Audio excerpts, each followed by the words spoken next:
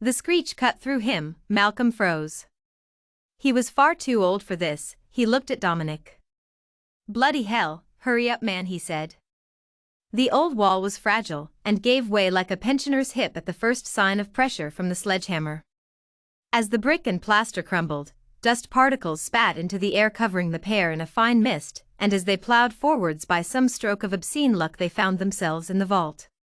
It was alarmingly barren, cold white tiling, and the harsh glare of artificial lighting. It seemed to be a reception room for the afterlife, but that was not the primary concern of the two men, who rushed to the small metal boxes lining the walls and began withdrawing wads of cash, stuffing them into the old tacky sports bags that lined their shoulders. "For minutes, until we need to be out of here, and 7 minutes until the police arrive," Dominic said. "Well, stop talking and get busy," came the reply. The sad plaintive wailing of the alarm acted as the soundtrack, and the men moved quickly. Malcolm was 47, corpulent and ugly as they came. Dominic a little younger, 36, with slick receding hair, and a black waxy mustache, which always carried flecks of his previous meal.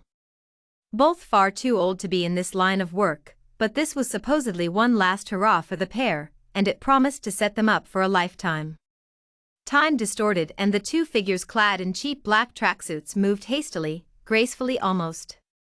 And before they knew, a little bleep came from Malcolm's watch which signaled it was time to leave, and they had 1 minute to reach the car, and back through the newly formed hole in the wall they went. 6 hours later the pair found themselves holed up in a bleak motel room, the carpet the dull color of sick hiding the abuse it had taken over the years, and the table upon which the pair counted the money was sticky and worn. The wallpaper sighed under its burden of remaining attached to the wall, and the air-con unit coughed and spluttered. There existed a stark contrast between the setting of the room and the moods of the men, both ecstatic. They had somehow managed to net just over $900,000, meaning nearly $500,000 apiece. "I reckon even you will have some luck with the ladies after this job," Dominic laughed. "Yes, and maybe you can get a hair transplant, you balding idiot," Malcolm replied. Both nursed heavy measures of gin, served in small plastic cups lightly splashed with tonic, and this was always the worst part of the job.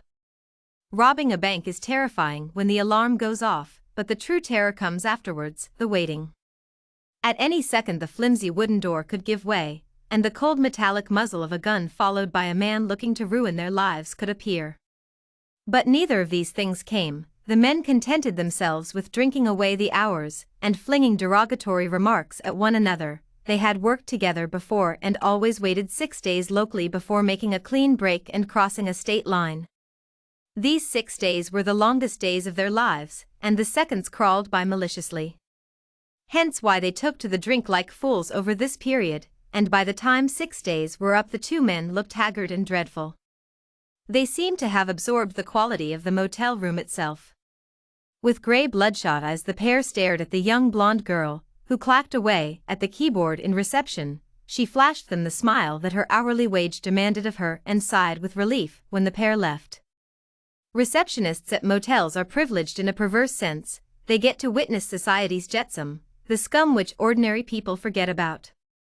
Strange folks utilize motels. Surface-level clients consist of married men and hourly women. A little deeper, and you get those bent on cocktails of narcotics, and further still are murderers holed up with nothing but a 12-gauge and a bottle of wild turkey. She unconsciously categorized these two men somewhere between surface level and intermediate. It seemed to be more than a forbidden tryst, but how much more she could not tell. Malcolm adjusted the radio and wound down the window of the battered Honda Civic.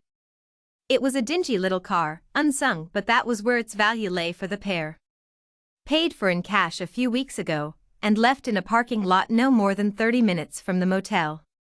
Dominic was driving absent-mindedly, humming along to the crackly voice, which came from the radio, and Malcolm looked out from the window as the wash of green that blurred by.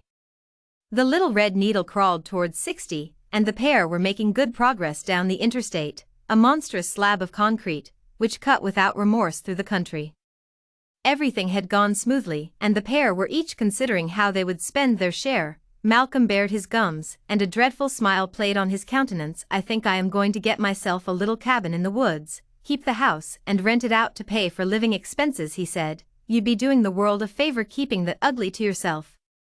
Joking aside, you know the rules. No big purchases for a few months. Maybe you should invest in some therapy. You know they say the way you speak to other people mirrors your internal dialogue. You must have some real problems going on up there.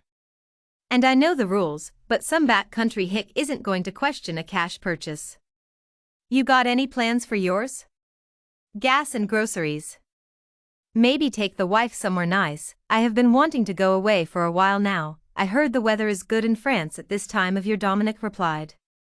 And the pair returned to silence, waiting patiently for the Civic to eat up the miles.